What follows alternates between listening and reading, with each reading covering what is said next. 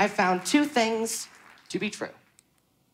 One, as I famously declared, eating a donut on a bench at the beach at age 4, life is good. Two, as I found while competing in public speaking, I love to talk. And thankfully, as a small town kid in a place that has a speech and debate team, there are plenty of opportunities to do so.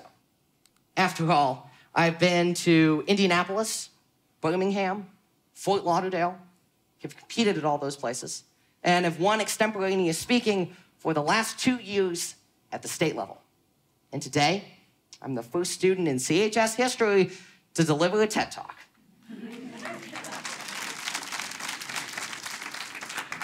And so, with all of that in mind, that is the 1-minute rundown of what Google, Facebook, and the newspaper can tell you about me in 1 minute or less. And it's a pretty great 1 minute. A carefully crafted, meticulously nitpicked, completely true, yet utterly incomplete story of my life. And yet, for 90% of the people who know me, it is the only story they know. Today, I think it's time that they knew the rest of the story. I think it's time that everyone knew the whole truth. The whole truth that, when I was just 3 years old, I was diagnosed with a speech impediment. Despite what I told everyone in 5th grade, my Italian heritage stops with my love of pizza and pasta, and my parents are definitely not from the East Coast. In other words, my inability to say certain things isn't due to an accent. And for a while, defeating that challenge looked about as tough and as challenging as climbing the Himalayas. And the Himalayas were, in my case, my friend's preschool, a haven of education located in the majestic foothills of Boise, Idaho, with an acceptance rate rivaling Harvard and a prestigious body of some of the most precocious 4-year-olds on the planet. Okay, not exactly. But this preschool was amazing. And I, by all the powers vested in my diminutive 4-year-old self, was going to get in. There was only one problem. I could barely talk. So while I definitely could make applesauce and play hospital, 2 of the curriculum requirements, I had to settle for half-day preschool for my first year of formal education, to get my feet wet and hopefully to get my tongue up to the task of actually enunciating the human language. My days were split between preschool and therapy sessions with Miss Alicia, my personal speech pathologist. And then, the next year, when all that hard work finally paid off and I graduated to full-fledged preschool, I also graduated to after-school speech therapy. It was at this point in my life that I met my arch nemesis in this world, the note card. Now, these were special edition, each containing a phrase that I absolutely had to say. After all, they came home with me, sat in the family Toyota as I went to school, and awaited me in the living room once I got home. I would flip through them one by one and attempt to say the whole stack without messing up. It never happened. One day, though, I woke up and they were gone, mainly because we moved to Montana and Miss Alicia definitely didn't want them going out of state. Once we moved to Montana, though, the truth set in. Although I was definitely in a new place and the note cards were nowhere to be seen, I still had a problem. Because I had only mastered 25 out of 26 letters in the English alphabet. And just out of sight, waiting to make itself and its mispronunciation known, was the R sound. Thankfully, though, I wasn't alone. In fact, according to recent estimates from the National Institutes of Health, 1 in every 12 American students have been diagnosed with some kind of speech impediment in the last 12 months alone. And for people like me, 18 and older, 40 million Americans deal with some kind of communication disorder every single year, costing the United States an average of $186 billion annually on treatment and lost revenue.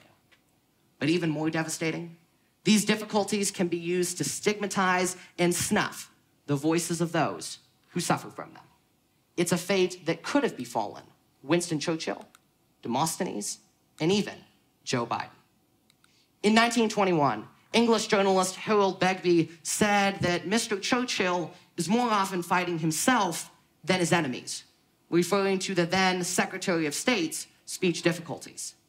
However, on June 4th, 1940, Mr. Churchill would be called upon like never before as Prime Minister for his nation of Britain, a nation that was at war.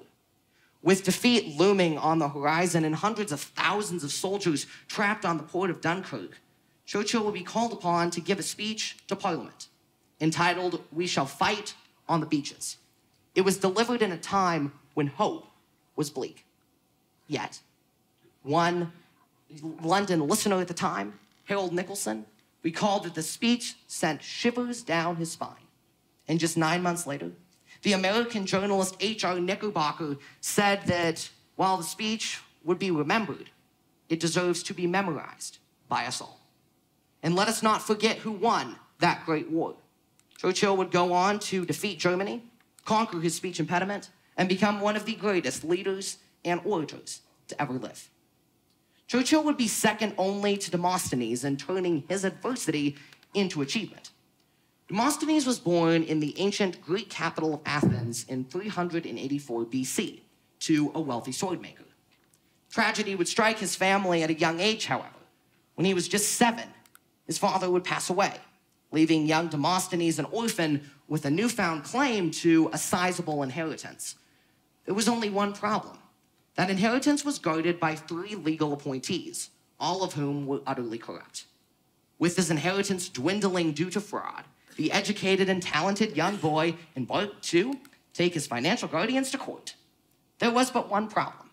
According to Plutarch, the ancient Greek historian who transcribed the story of Demosthenes into the pages of history, he spoke with a strange and uncouth style, a perplexed and indistinct utterance. In other words, Demosthenes suffered from a speech impediment, namely his inability to pronounce the R sound. Sound familiar? But Demosthenes didn't let his weakness define him. Instead, he pulled out stones, lots of them, and plopped them one by one into his mouth. He then struggled to rehearse his speech, his legal challenges, and try to make them understandable. Once he succeeded at this task, he took the stones out of his mouth, took his financial guardians to court, and won back much of his inheritance. But Demosthenes wouldn't stop there. He would go on to challenge the rule of Macedonia and Alexander the Great, and would deliver great speeches that would ignite and empower the Greek people. By the end of his life, the Roman statesman Cicero would proclaim him as inter omnes unus exulat, or one who stands alone among the orators. The framers would style their style of rhetorical techniques after Demosthenes. After all, in arguing for ratification of the Constitution, they needed all the help that they could get. But the framers aren't the only recent example of Demosthenes' impact on society and its most prominent individuals. In What It Takes, The Way to the White House, biographer Richard Ben Kramer describes how the story of Demosthenes impacted the life of then-candidate and now former Vice President Joe Biden.